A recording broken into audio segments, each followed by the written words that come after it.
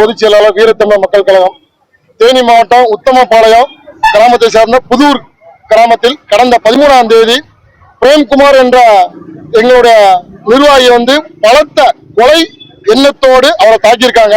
அவங்க வீட்டில் வச்சு அவங்களோட ரவி அவரோட பையன் அவங்களோட குடும்பமும் ஆல்ரெடி ஒரு நில பிரச்சனை இடத்தகவ பிரச்சனை இருக்கு. இது கோர்ட்ல நீதிமன்றம் நடந்துட்டு இருக்கு.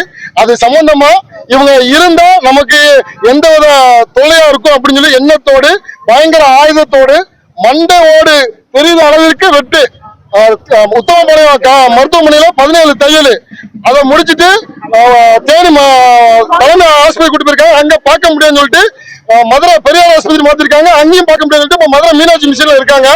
ஆனால் இன்னும் வரை காவல்துறை முக்கியமான குற்றவாளியை கைது செய்யவில்லை.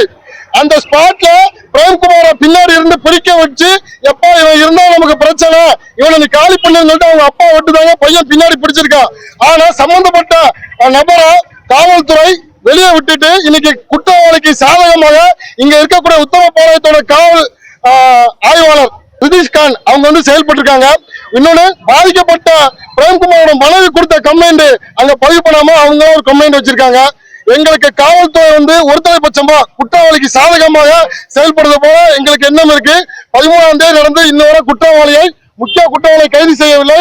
பாதிக்கப்பட்டவங்க இன்னும் ஜிஹெச்ல மீனாட்சி மிஷன்ல இருக்காங்க. அவங்க வீட்டு ஆம்புலன்ஸ் கிடையாது. இன்னொன்னு ஒரு விஷயம் பரவுது, எங்க அப்பா சீக்கிரத்தை வெளியே வராட்டு குடும்பத்தோட கொண்டு போட சொல்லி மறுபடியும் ஒரு மிரட்டல் விடும் விதமா ஒரு செய்தி பரவி இருக்கு. இந்த குழந்தைக்கு இந்த பெண்களுக்கு எது நடந்துச்சுன்னா முழு பொறுப்பு உத்தமபாளையம் காவல்துறை தான் என்பதை நாங்கள் அடிச்சு சொல்லுவோம்.